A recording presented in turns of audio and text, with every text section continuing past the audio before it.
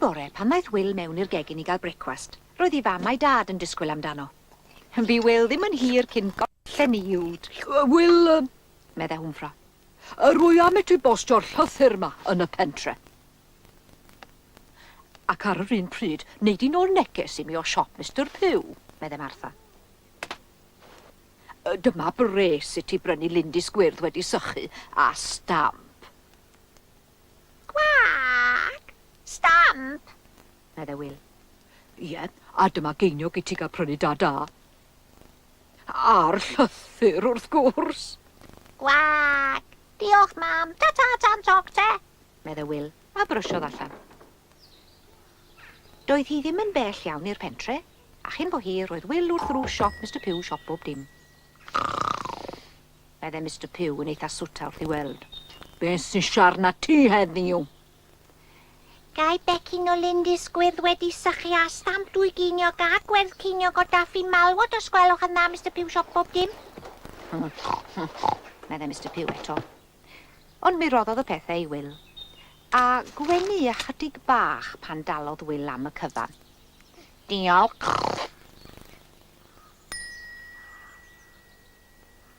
Ar ôl postio'r llythyr yn y blwch postio, I ffwrdd â Wil am adre gan droi'r gongl wrth di a wy blismon, ac yna heibio I di ifan.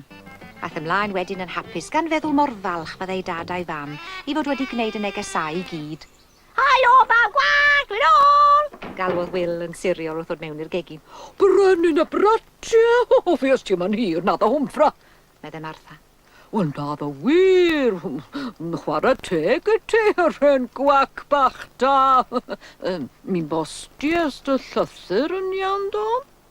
Do. Atebodd Wil. Ac mi ddesti ar lindys gwyrdd dwi'n gweld. Meddai fam. Do, dyma chi, mam. Diolch yn fawr, Wil bach. Medde Martha. Ond yna mi agorodd I llyged yn syn. O, beth I hyn ar y pecyn lindys gwyrdd? Stamp? O ie, Atebodd Wil yn ddiniwed.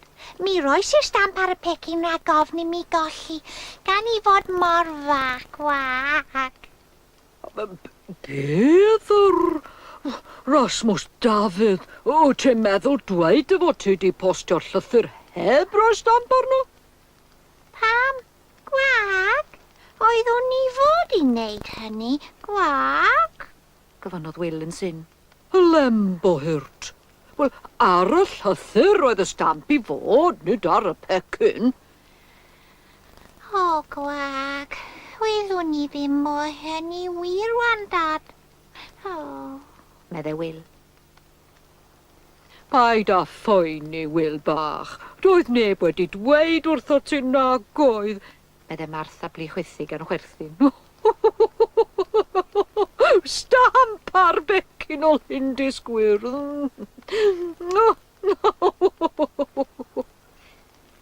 Wel, wrth gwrs, mi fi raid I Hwmffra sgrifennu llythyr arall. Ac fe gafodd Wil fynd i'r pentre'n syth bin i'w bostio. A gofalu rhoi stamp ar yr amlen y tro hwn. Ond chafodd Wil ddim ceiniog I wario'r ail waith, ond oedd hynny ddim yn I boeni, achos roedd digon o daffi malwod ganddo.